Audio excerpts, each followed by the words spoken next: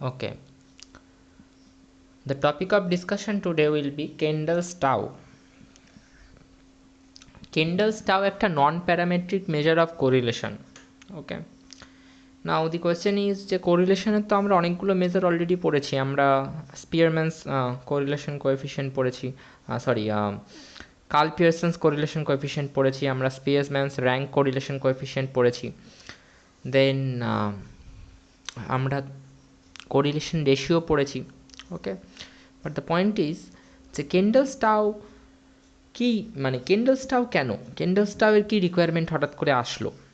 তো বিষয় হচ্ছে যে স্পিয়ারম্যান যেরকম র্যাঙ্ক কোরিলেশন কোএফিসিয়েন্ট দিয়েছিলেন, সেরকমই কেন্ডলস টাও কিন্তু একটা র্যাঙ্ক কোরিলেশন কোএফিসিয়েন্টই আমাদেরকে বলে।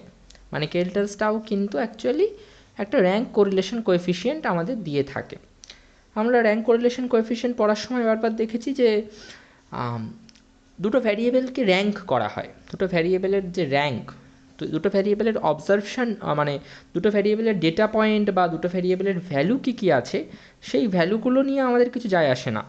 দুটো ভ্যারিয়েবল কী র্যাঙ্ক পেয়েছে সেই র্যাঙ্কের বেসিসে আমরা কোরিলেশন কোএফিসিয়েন্টটা ক্যালকুলেট করি এবং সেটাকেই বলা হয় স্পিয়ারম্যানস র্যাঙ্ক কোরিলেশন কোএফিসিয়েন্ট।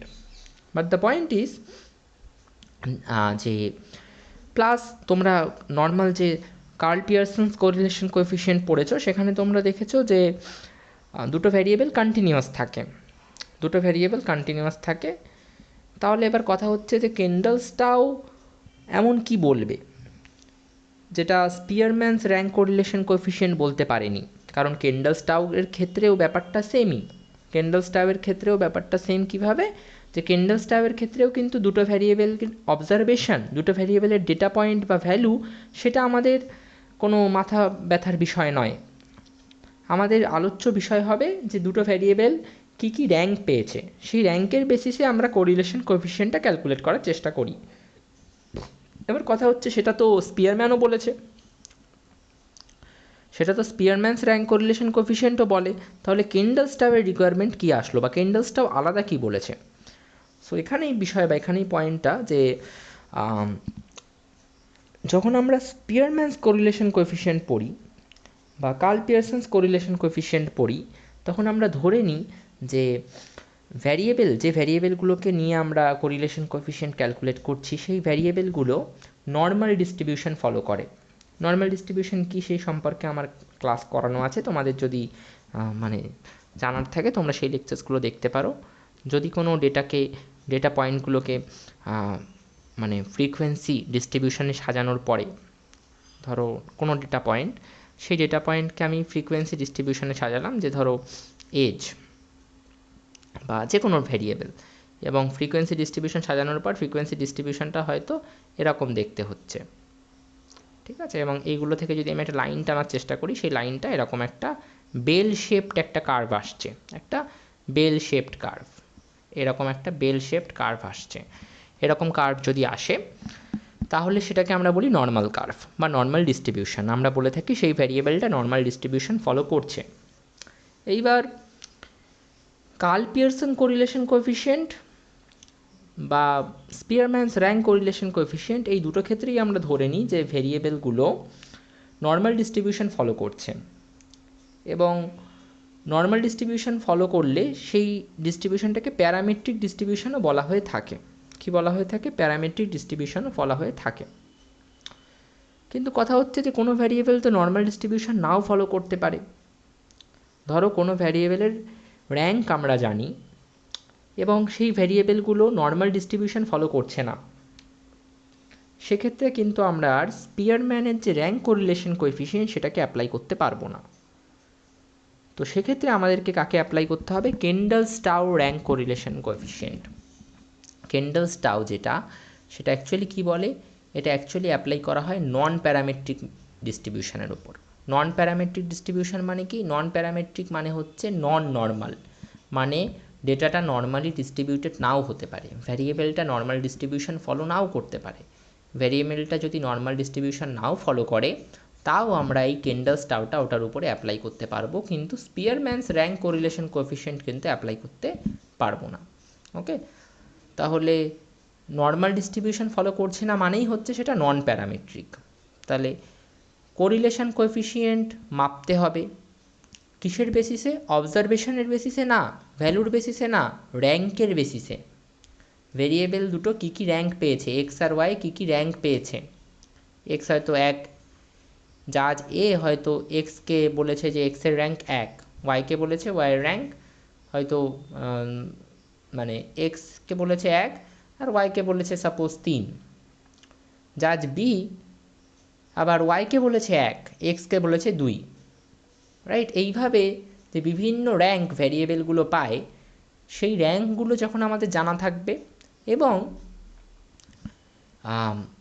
ডিস্ট্রিবিউশনটা, যে ডেটা পয়েন্টগুলো, মানে যে ভ্যারিয়েবলের যে ডেটা পয়েন্টগুলো বা ভ্যারিয়েবলের যে অবজারভেশনগুলো, সেগুলো যখন নর্মাল ডিস্ট্রিবিউশন ফলো করবে না, অর্থাৎ নন প্যারামেট্রিক হবে, তখন কিন্তু আমরা এই কেন্ডেলসটাওটা অ্যাপ্লাই করব।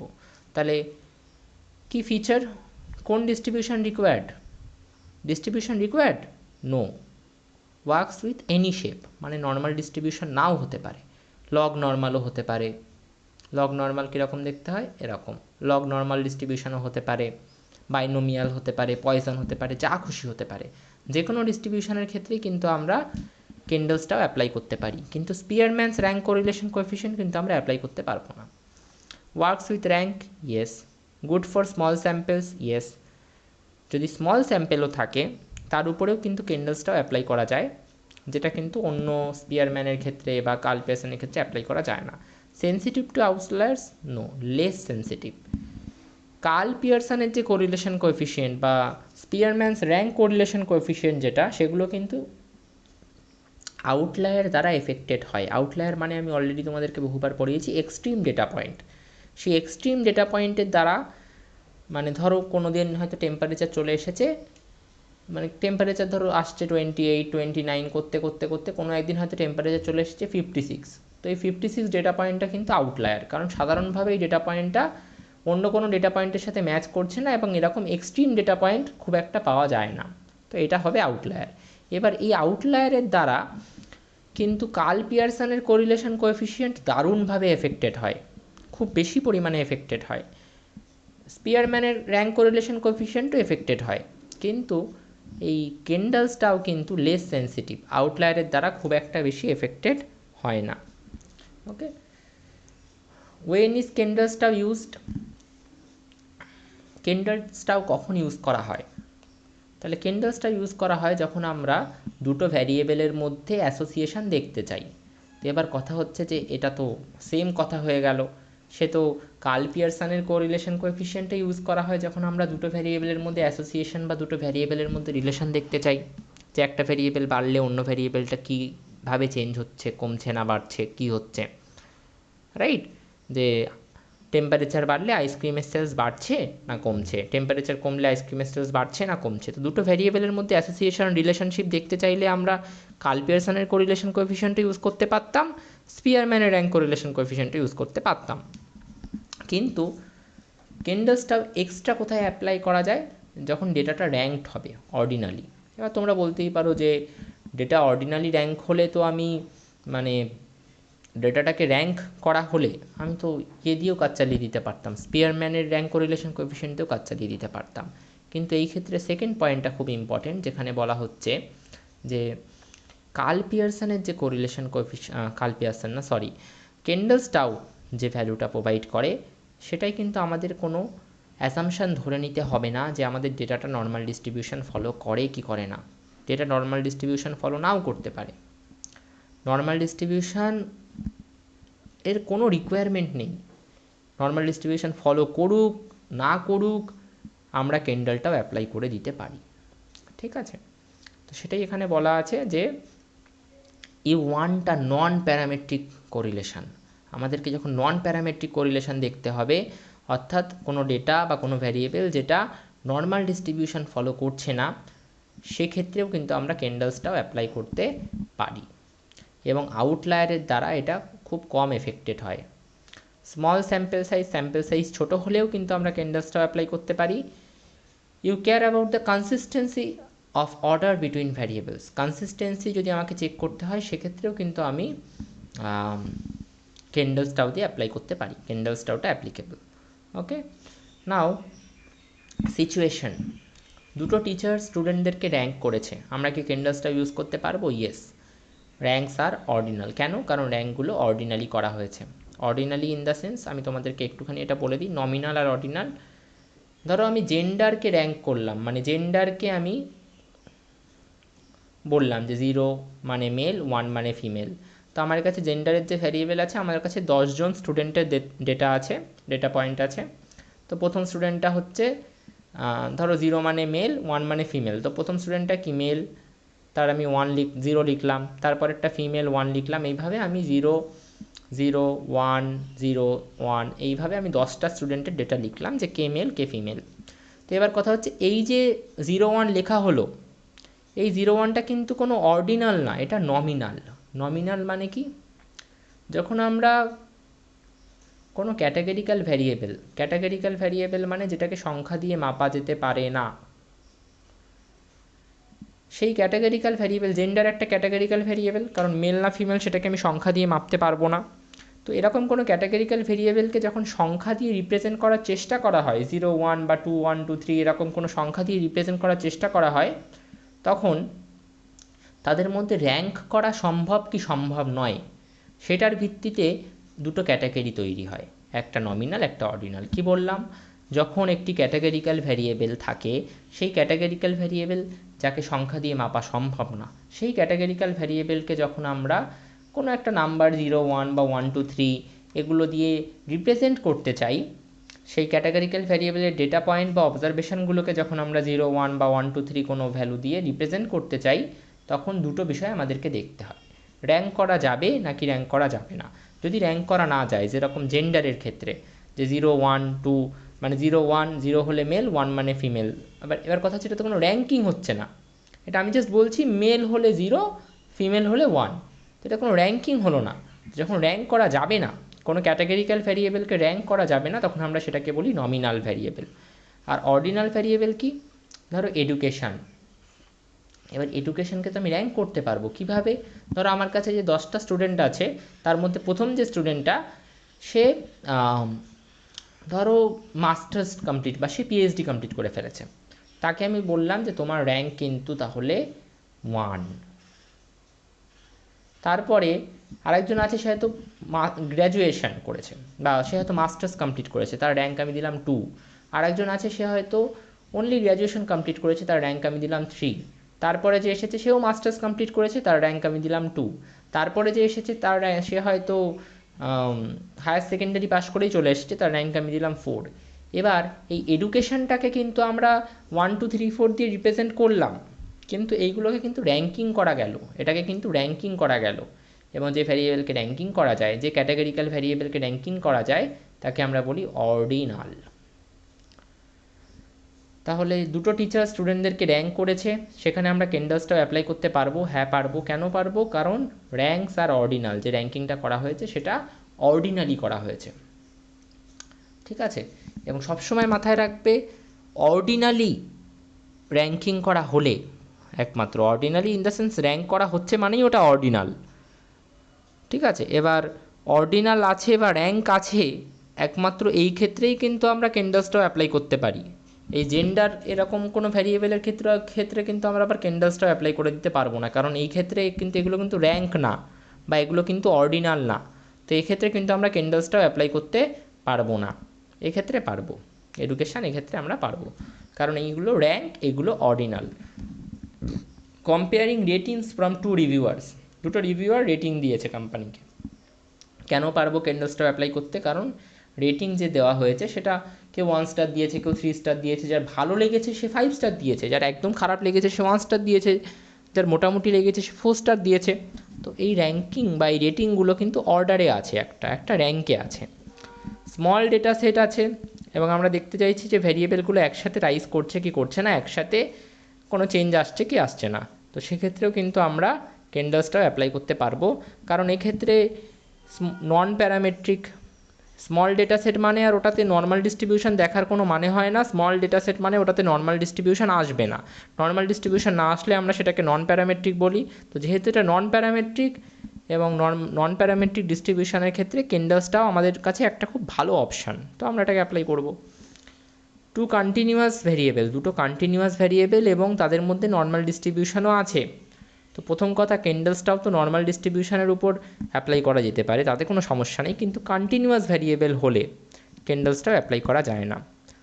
র্যাঙ্ক প্রোভাইড করা থাকলে একমাত্র তবেই কেন্ডেলসটাও অ্যাপ্লাই করা যায়। কোনো কন্টিনিউয়াস ভ্যারিয়েবলের উপর আমরা কেন্ডেলসটাও অ্যাপ্লাই করা পসিবল না, আমরা করতে পারবো না, তো নো। তার বদলে আমরা কার্ল পিয়ারসনের মেথডটা ইউজ করে নেব, ঠিক আছে। লার্জ স্যাম্পেল, বড় স্যাম্পেল, কিন্তু র্যাঙ্কে টাই আছে, হ্যাঁ, তখন আমরা চাইলে করতেই পারি কেন্ডেলসটাও, আর না চাইলে নাও করতে পারি। কেন্ডেলসটাওয়ের রেঞ্জ কি হয়? রেঞ্জ ইন দ্য সেন্স যে কেন্ডেলসটাও যেটা, সেই কেন্ডেলসটাওয়ের যে ভ্যালুটা, সেই ভ্যালুটা কত থেকে কতর মধ্যে লাই করে, কত থেকে কতর মধ্যে লাই করে, তো সেই ভ্যালুটা 0 থেকে 1-এর মধ্যে লাই করে, নাকি ঠিক কার্ল পিয়ারসন কোরিলেশন কোএফিসিয়েন্টের মতো -1 থেকে 1-এর মধ্যে লাই করে। তো এর ভ্যালুটা -1 থেকে 1-এর মধ্যে লাই করে। +1 মানে পারফেক্ট অ্যাগ্রিমেন্ট, মানে পজিটিভ কোরিলেশন, 0 মানে নো রিলেশন, -1 মানে পারফেক্ট ডিসঅ্যাগ্রিমেন্ট, মানে নেগেটিভ কোরিলেশন। ওকে, কেন্ডেলসটাও কি দেখে? ডেটাগুলোর পেয়ারগুলোকে দেখে, ডেটা পয়েন্টসের পেয়ারগুলোকে দেখে এবং চেক করে are the ranks moving in the same direction, মানে র্যাঙ্কগুলো কি বাড়ছে, একইভাবে বাড়ছে, একই ডিরেকশানে বাড়ছে। যদি একই ডিরেকশানে বাড়ে তাহলে তাদেরকে বলা হয় কনকর্ডেন্ট। আমি এগুলোকে এক্সপ্লেন করব, don't worry about that. Or are they moving in opposite direction, নাকি অপোজিট ডিরেকশানে বাড়ছে, then that is called discordant. আমি এগুলোকে এক্সপ্লেন করবো, don't worry about this. Just তোমরা ফর্মুলাটা এখন দেখে নাও। ফর্মুলাটা হচ্ছে c minus D divided by 1/2 into n, 1/2 into n into n minus 1। এই ফর্মুলাটা কিন্তু উইথাউট টাই, কোনো টাই ছাড়া যদি হয় তখন। আরেকটা আছে আমরা পরবর্তীতে করব, সেটা হচ্ছে উইথ টাই। এবার এই সি আর ডিটা কি, এনটাও বা কি? সিটা হচ্ছে নাম্বার অফ কনকর্ডেন্ট পেয়ার্স, আমি এগুলোতে আসবো, তোমরা এটা এক্সাম্পল দেখালে এক্ষুনি বুঝে যাবে। আর ডিটা হচ্ছে number of discordant pairs, n হচ্ছে টোটাল নাম্বার অফ অবজারভেশন, আর the denominator is the total number of possible pairs. Okay, তো the denominator means half into n. আচ্ছা, আমি এটাকে একটু এক্সপ্লেন করে দিই যে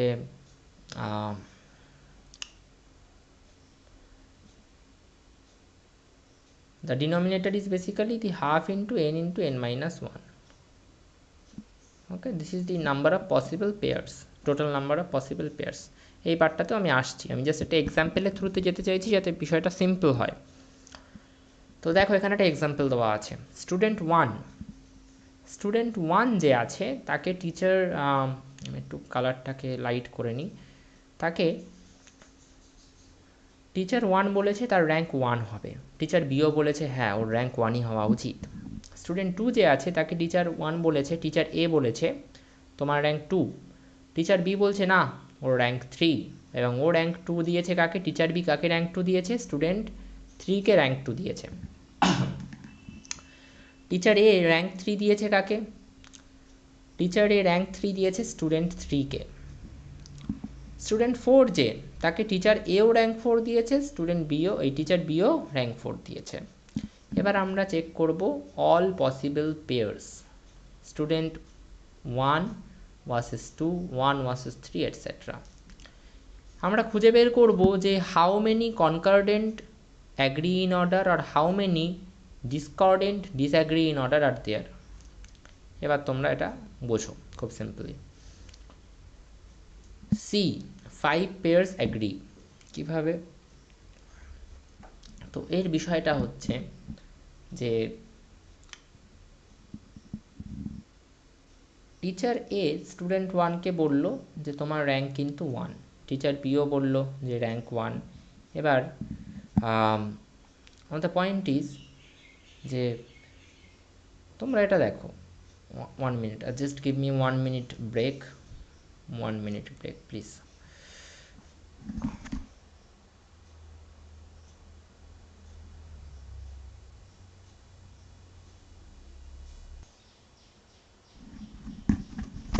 ওকে, sorry for the interruption. Okay, so আমাদেরকে যেটা করতে হবে এখানে সেটা হচ্ছে আমাদেরকে কনকর্ডেন্ট আর ডিসকর্ডেন্ট পেয়ারটা খুঁজতে হবে।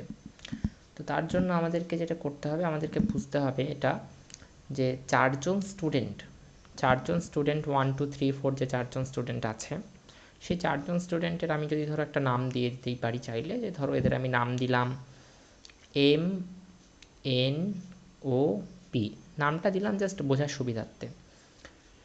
তো স্টুডেন্ট 1-এর নাম হচ্ছে এম, স্টুডেন্ট 2-এর নাম হচ্ছে এন, স্টুডেন্ট 3 হচ্ছে ও, আর স্টুডেন্ট 4 হচ্ছে পি। এবার আমি এদের মধ্যে কি কি পেয়ার বানাতে পারি, কি কি পসিবল পেয়ার বানাতে পারি, তো তার বিষয়টা হচ্ছে যে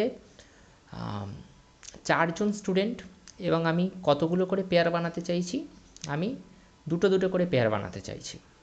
অর্থাৎ একটা পেয়ার হতে পারে M R N, student M R student N এর মধ্যে একটা, সেরকমভাবে এম আর ও এর একটা পেয়ার হতে পারে, সেরকমভাবে এম আর পি এর একটা পেয়ার হতে পারে, আবার এন আর ও এর মধ্যে একটা হতে পারে, এন আর পি এর মধ্যে একটা হতে পারে, রাইট।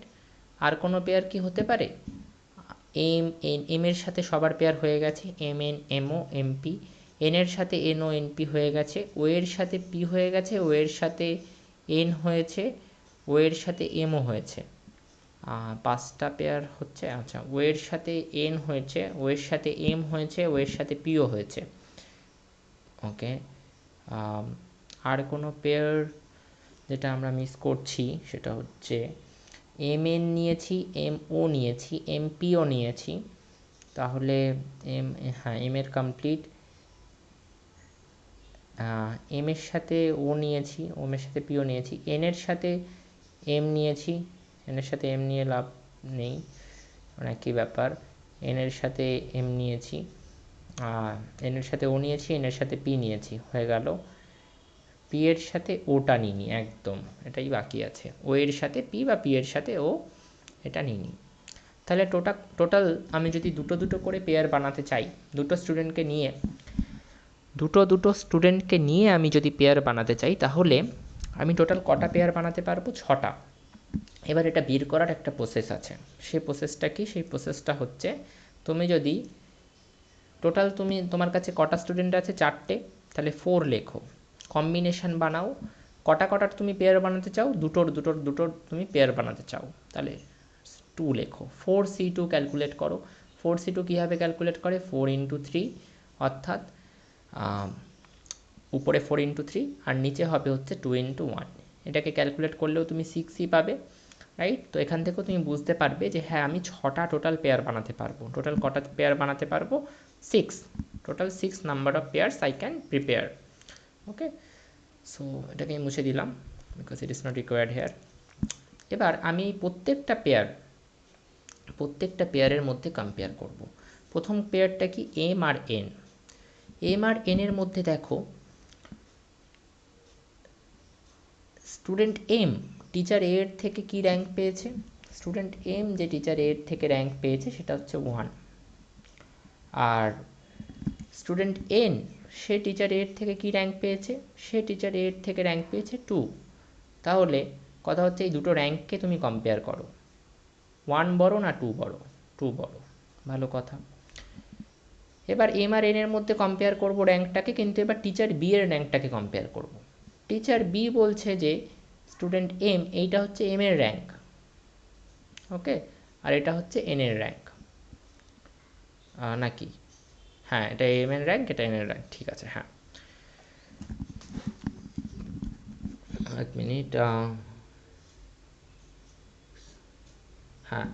এবার টিচার বি কি র্যাঙ্ক দিয়েছে, টিচার বি কিন্তু স্টুডেন্ট এম কে র্যাঙ্ক দিয়েছে 1, আর বি কে র্যাঙ্ক দিয়েছে 3, এন কে র্যাঙ্ক দিয়েছে 3, ওকে।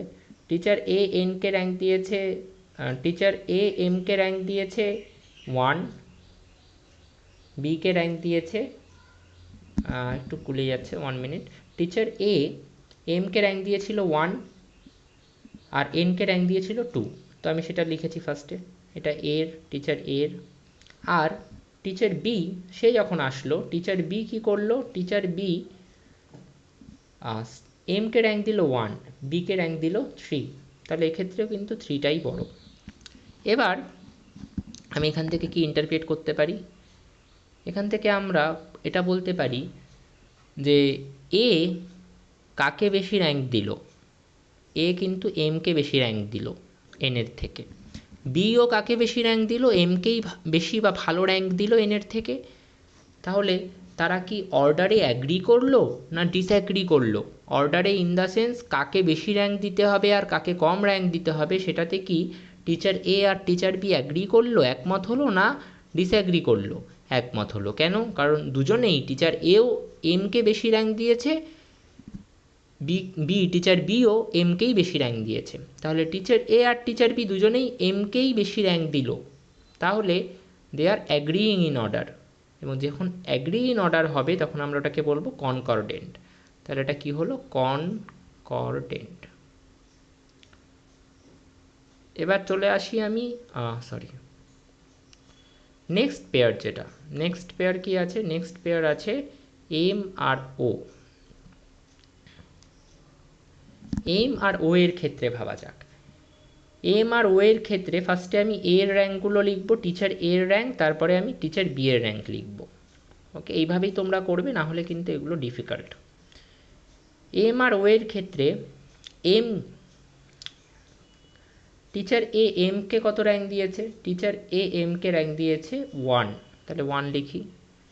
আর টিচার এ ওকে কত র্যাঙ্ক দিয়েছে? টিচার এ ওকে র্যাঙ্ক দিয়েছে 3, তাহলে 3 লিখি। আবার টিচার বি এমকে কত র্যাঙ্ক দিয়েছে? টিচার বি এমকে র্যাঙ্ক দিয়েছে 1। আর টিচার বি ওকে কত র্যাঙ্ক দিয়েছে? ওকে র্যাঙ্ক দিয়েছে 2। এক্ষেত্রেও আমরা দেখতে পাচ্ছি টিচার এ এবং টিচার বি দুজনেই কিন্তু বলছে যে এম ভালো, দুজনেই বলছে এম এর র্যাঙ্কটা বেশি হওয়া উচিত। বেশি ইন দ্য সেন্স, বেশি বলতে আমি বোঝাতে চাইছি ভালো। এক্ষেত্রে 1টা ভালো না, 1টা 2 বা 3 থেকে বা 4 থেকে অনেকটাই ভালো।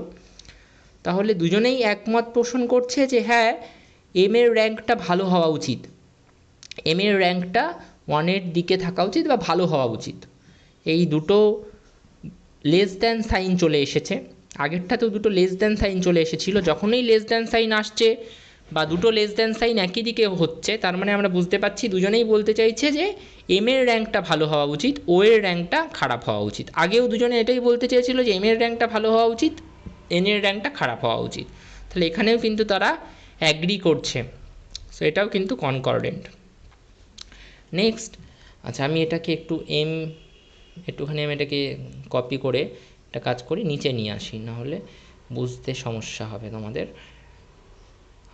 ওকে, ঠিক আছে, আমি এম আর পিটাকে এখানে কেটে দিচ্ছি, আমি নিচে করছি। হ্যাঁ, এম আর পি, আচ্ছা সরি, এম আর পিটা হয়ে গেলে আমরা এই এন ওটা করবো, সেটাও নিচে নিচেই করব। এন আর ও এর, এম আর পি এর ক্ষেত্রে, এম আর পি এর ক্ষেত্রে কী হচ্ছে দেখো, এটা এম, এটা পি, আমি এখানে এর র্যাঙ্কটা লিখবো, এখানে বি এর র্যাঙ্কটা লিখবো।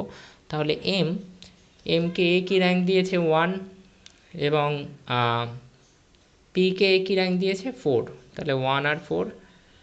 আর বিকে এম কি র্যাঙ্ক দিয়েছে, টিচার বি এমকে কি র্যাঙ্ক দিয়েছে 1, পিকে কি র্যাঙ্ক দিয়েছে 4।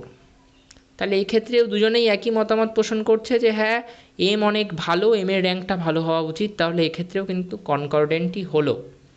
সেম ওয়েতে আমি চলে আসছি এন ওটা জায়গার অভাবে আমি ওখানে করতে পারলাম না, এখানে নিচে করছি। এন আর ও, এ কি র্যাঙ্ক দিয়েছে এনকে, আর ও কি র্যাঙ্ক দিয়েছে এ কি আর বি কি। এ এনকে বলছে তোমার বাবা 2,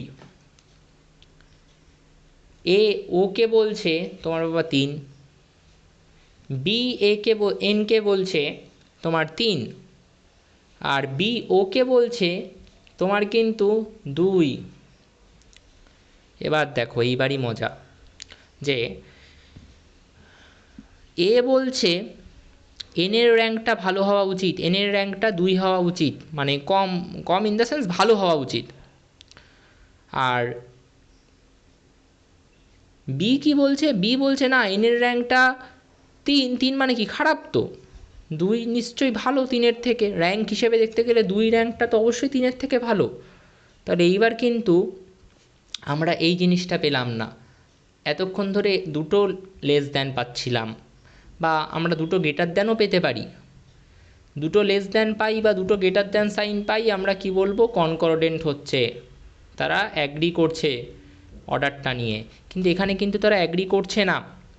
এখানে একজন বলছে যে এন ভালো স্টুডেন্ট, এনের র্যাঙ্ক কম হওয়া উচিত, আর একজন বি বলছে, টিচার বি বলছে এন খারাপ স্টুডেন্ট, এনের র্যাঙ্ক খারাপ হওয়া উচিত, 3 হওয়া উচিত, 2 না। তো দুজনে কিন্তু এখানে ডিসঅ্যাগ্রি করে গেল। ডিসঅ্যাগ্রি ইন অর্ডার মানে হচ্ছে ডিসকর্ডেন্ট। তাহলে এটাকে আমি লিখলাম ডিসকর্ডেন্ট হলো। নেক্সট এন আর পি, কালিটা চেঞ্জ করি। এন আর পিতে ফার্স্টে আমি এনকে নিলাম, তারপর পিকে নিলাম, তারপর এ, তারপর বি।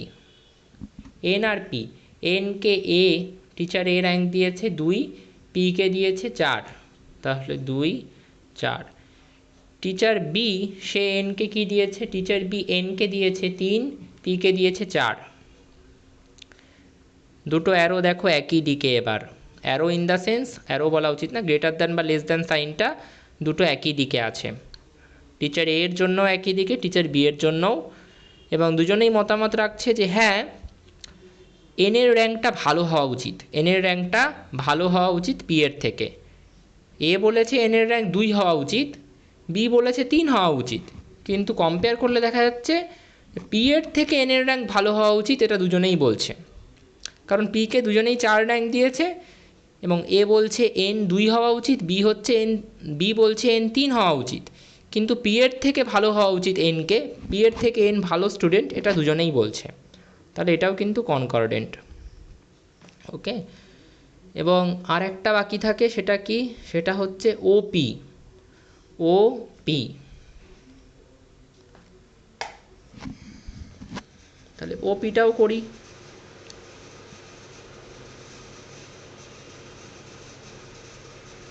স্টুডেন্ট এই টিচার এ ওকে কি বলছে? টিচার এ ওকে বলছে যে ও এর র্যাঙ্ক হওয়া উচিত 3 আর পি হওয়া উচিত 4, তাহলে 3 আর 4। এবং বি কি বলছে? বি বলছে ও হওয়া উচিত প্রবাবলি 2। বি বলছে, হ্যাঁ টিচার বি বলছে ওর হওয়া উচিত 2 আর পি এর হওয়া উচিত 4, তাহলে 2 আর 4। এক্ষেত্রেও লেস দ্যান সাইনটা দুজনের ক্ষেত্রেই এসছে, মানে এক্ষেত্রেও এটা কনকর্ডেন্ট। এবং এবার আমরা গুনবো, এবার আমরা ফর্মুলাটাই যাই। কনকর্ডেন্ট কটা পেয়েছি আর ডিসকর্ডেন্ট কটা পেয়েছি, ভালো করে তোমরা গুনলে এটা দেখতে পাবে যে কনকর্ডেন্ট আমরা পেয়েছি 1টা, 2টো, 3টে, 4টে, আর নিচে এটাও কনকর্ডেন্ট হয়েছে, তার মানে 5টা। আর ডিসকর্ডেন্ট পেয়েছি 1টা। এবার ফর্মুলাটা কি ছিল? ফর্মুলাটা ছিল,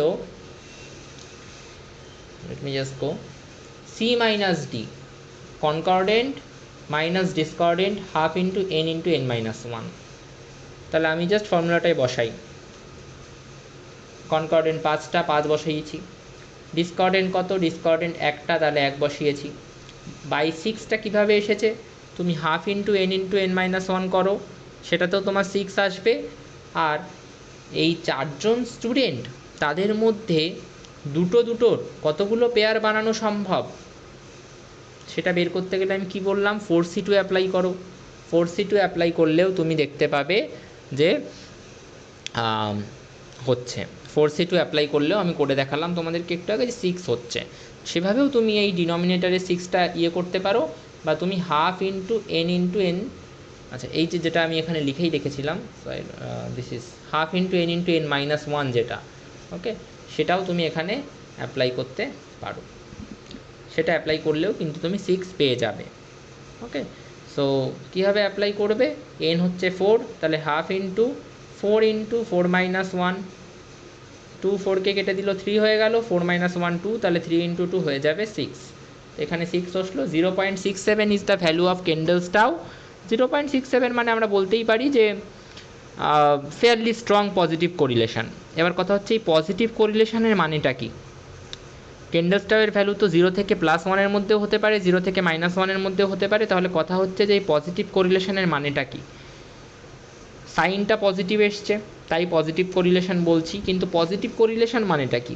আমি দুটো বিষয়কে ইন্টারপ্রেট করব, একটা হচ্ছে 0.67 ভ্যালুটা আমাদেরকে কি বলছে, আর একটা হচ্ছে এই সাইনটা পজিটিভ এসছে 0.67-এর, সেই সাইন পজিটিভটা আমাদেরকে কি বলছে।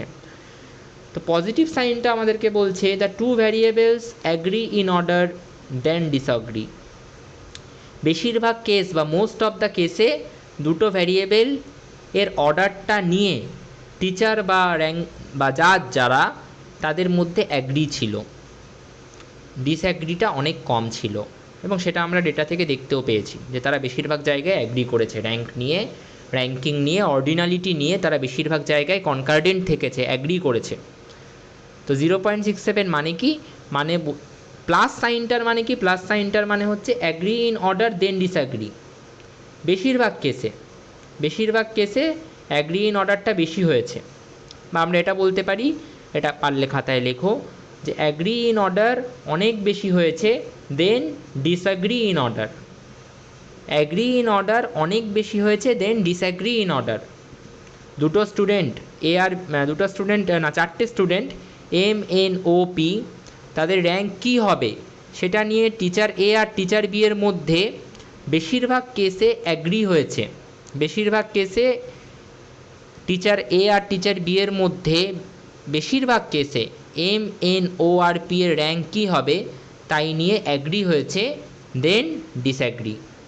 আরও একবার বলছি, এম এন ও আর পি এর র্যাঙ্কিং বা অর্ডার নিয়ে বেশিরভাগ ক্ষেত্রে টিচার এ আর টিচার বি অ্যাগ্রি করেছে দেন ডিসঅ্যাগ্রি। ডিসঅ্যাগ্রির থেকে অনেক বেশি তারা অ্যাগ্রি করেছে। এবার কত বেশি অ্যাগ্রি করেছে, ডিসঅ্যাগ্রি ইন অর্ডারের থেকে অ্যাগ্রি ইন অর্ডার কত বেশি হয়েছে, তো সেটার ভ্যালু আমাদেরকে বলে দেবে ক্যান্ডেলস্টাউয়ের ভ্যালু, যেটা 0.67 মানে 67% মোর কেসেস, মানে 100 বার যদি তাদের মধ্যে ডিসঅ্যাগ্রি ইন অর্ডার হয়, অর্থাৎ অর্ডার নিয়ে তারা ডিসঅ্যাগ্রি করে, ডিসকর্ডেন্ট থেকে যায়, ডিসঅ্যাগ্রি ইন অর্ডার যদি 100 বার হয়, 67% মোর কেসেসে তারা অ্যাগ্রি ইন অর্ডার করেছে, অর্থাৎ 167 কেসেসে তারা অ্যাগ্রি ইন অর্ডার করেছে। অর্থাৎ যদি 100টা কেসে টিচার এ আর টিচার বি একে অপরের মতামতের বিরুদ্ধে থাকে, যে না এম এন এর বা এম ও বা ওপি এর র্যাঙ্কের মতামত নিয়ে আমরা একমত হতে পারছি না, এ হয়তো বলছে এম এর বেশি র্যাঙ্ক পাওয়া উচিত ছিল, বি হয়তো বলছে না এম এর কম র্যাঙ্ক পাওয়া উচিত ছিল, তো মতামত এক হতে পারছে না, এরকম কেস যদি 100টা হয়, 167টা কেসে তারা অ্যাগ্রি করেছে, তারা মতামত রেখেছে যে না এম এর র্যাঙ্ক কম হওয়া উচিত ছিল, এও বলছে এম এর র্যাঙ্ক কম হওয়া উচিত ছিল, বিও তাই বলছে, বা এও বলছে ও এর র্যাঙ্ক বেশি হওয়া উচিত ছিল, বিও তাই বলছে। ওকে, তো আশা করি বোঝা গেছে। এবার এখানে এটা এক্সপ্লেন করা আছে, দেখো, variable x student rank by teacher A, variable y student rank by teacher B. Kendall tau 0.67 মানে কি, when teacher A ranks a student higher, teacher B usually does too. Value অর্থাৎ টিচার এ যখন কোনো একটা স্টুডেন্টকে হায়ার র্যাঙ্কের কথা বলে, বা কোনো একটা স্টুডেন্টকে হায়ার র্যাঙ্কে বলে থাকে, যে হায়ার র্যাঙ্ক দেয়, টিচার এ যখন কোনো একটা স্টুডেন্টকে হায়ার র্যাঙ্ক দেয়, টিচার বিও সাধারণত ওই স্টুডেন্টটাকে হায়ার র্যাঙ্কই দেয়। Okay, their rankings are fairly consistent and positively aligned. Okay, অর্থাৎ দুজনের র্যাঙ্কিং কনসিস্টেন্ট মানে একই রকম, এ যেরকম র্যাঙ্ক দিচ্ছে টিচার বিও একই রকম র্যাঙ্কই দিয়ে থাকছে। কেন্ডেলস্টাউয়ের ভ্যালুগুলোর ইন্টারপ্রিটেশন এখানে আছে। 0.61 থেকে 0.80-র মধ্যে হলে আমরা বলি স্ট্রং অ্যাসোসিয়েশন, আর 0.81 থেকে 1-এর মধ্যে হলে very strong association.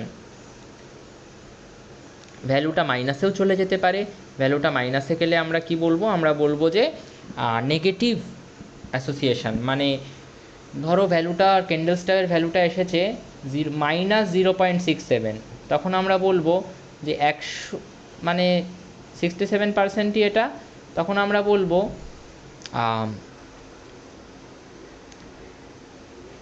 disagree in order is 67% more than agree in order।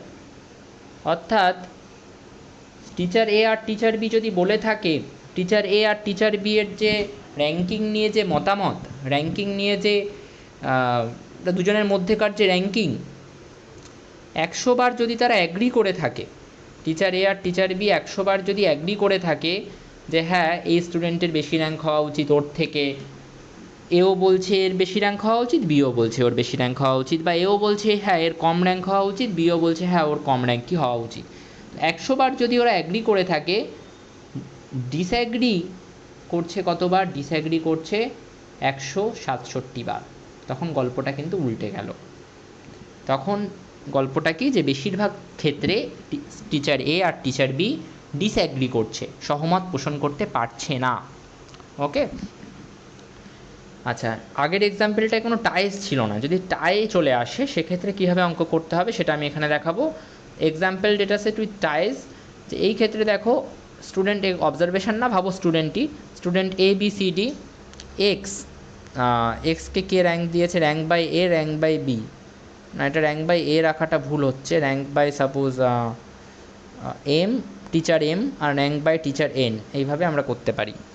তাহলে হলো, এবার এখানে দেখো র্যাঙ্কটা সেম আছে, কোথায় আছে? টিচার এন, যে সেই টিচার এন স্টুডেন্ট বি আর স্টুডেন্ট সি দুজনকেই 2 করে র্যাঙ্ক দিয়েছে, বলেছে স্টুডেন্ট বি এরও 2 র্যাঙ্ক হওয়া উচিত, স্টুডেন্ট সি এরও 2 র্যাঙ্ক হওয়া উচিত। এরকম টাই চলে আসলে আমরা কীভাবে অঙ্কটা করব সেটা আমরা দেখব। এখানে করা আছে, সুন্দর করে করে দেওয়া আছে, যেটা আমি তোমাদেরকে এতক্ষণ বোঝালাম সেটা এখানে কিন্তু করা আছে, দেখে নেবে কোনটা কনকর্ডেন্ট কোনটা ডিসকর্ডেন্ট। এখানে টাই হয়েছে একটা কেসে, রাইট, কারণ বি আর সি এর মধ্যে যখন আমরা কম্পেয়ার করতে যাচ্ছি তখন আমরা দেখছি যে এক্স ভ্যালু লেখাটা ভুল, এটা এক্স ভ্যালুস, হ্যাঁ ওয়াই ভ্যালুস, ঠিক আছে, এক্স ভ্যালুসের মধ্যে যখন আমরা দেখছি বি আর সি এর মধ্যে যখন কম্পেয়ার করতে যাচ্ছি এক্স ভ্যালুসে, তখন দেখা যাচ্ছে যে সি বেশি র্যাঙ্ক দিচ্ছে, সি বেশি র্যাঙ্ক পাচ্ছে, সি বেশি র্যাঙ্ক পাচ্ছে মানে সি বাজে র্যাঙ্ক পাচ্ছে, আর বি ভালো র্যাঙ্ক পাচ্ছে যেটা হচ্ছে 2, আর সি খারাপ র্যাঙ্ক পাচ্ছে যেটা হচ্ছে 3। কিন্তু ওয়াই ভ্যালুসের মধ্যে যখন আমরা কম্পেয়ার করতে যাচ্ছি বি আর সি এর মধ্যে, দেখো বি আর সি এর মধ্যে যে এটা অ্যাকচুয়ালি ভালোভাবে যদি তোমরা এই জায়গাটা কেটেই দাও, এই পুরোটা কেটে দাও, এইগুলো হচ্ছে student A, student B, student C, student D, এইগুলো হচ্ছে এক্স কি র্যাঙ্ক দিয়েছে, এক্স স্টুডেন্ট এ কে 1 দিয়েছে, তারপর বি কে 2, সি কে 3, ডি কে 4 দিয়েছে, আর টিচার এ, এই teacher Y A B C decay key rank দিয়েছে সেটা এখানে দেওয়া আছে। এইভাবে এটাকে ধরো, তাহলে সব থেকে ভালো হবে, বুঝতে সুবিধা হবে। এবার আমি যখন ওয়াই ভ্যালুস অর্থাৎ টিচার বি কী র্যাঙ্ক দিয়েছে, টিচার ওয়াই কী র্যাঙ্ক দিয়েছে, টিচার ওয়াই বি আর সিকে কী র্যাঙ্ক দিয়েছে সেটার মধ্যে কম্পেয়ার করতে যাচ্ছি, তখন কিন্তু আমি দেখতে পাচ্ছি যে ওই র্যাঙ্কটায় টাই হয়ে যাচ্ছে, 2 আর 2 সমান হয়ে যাচ্ছে। তো এই কেসটায় কিন্তু আমি কনকর্ডেন্ট ডিসকর্ডেন্ট কিছুই বলতে পারবো না, আমাকে এটা বলতে হবে টাই ইন ওয়াই। ওকে, এই ক্ষেত্রে কিন্তু আমি কনকর্ডেন্ট বা ডিসকর্ডেন্ট কিছুই বলতে পারবো না। কোনো একটা কেসে ওয়াই ভ্যালুগুলোর মধ্যে বা এক্স ভ্যালুগুলোর মধ্যে ইকুয়ালিটি চলে আসলে আমরা ওটাকে টাই বলে দেবো, টাই ইন ওয়াই। এর ফর্মুলাটা কি? ফর্মুলাটা একটু চেঞ্জ হবে, সেটা হচ্ছে যদি টাই থাকে, টাইয়ের কেসে ফর্মুলাটা কী হবে? Concordant minus discordant divided by root over concordant plus discordant plus tie in x into concordant plus discordant plus tie in y. এবার কনকর্ডেন্ট কেস আমরা 5টা পেয়েছি, ডিসকর্ডেন্ট একটাও পাইনি। টাই ইন, আচ্ছা কনকর্ডেন্টে তাই আমি 5 লিখছি, ডিসকর্ডেন্টে আমি 0 লিখছি। টাই ইন এক্স তো হয়নি, এক্সে তো কোনো টাই দেখতে পাইনি, তো এক্সের টাই আমরা 0 লিখলাম।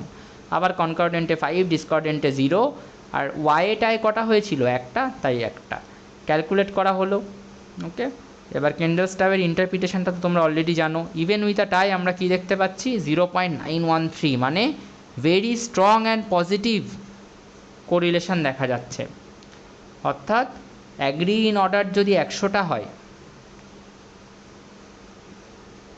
ডিসঅ্যাগ্রি ইন অর্ডার যদি 100টা হয়, তাহলে অ্যাগ্রি ইন অর্ডার কটা হবে?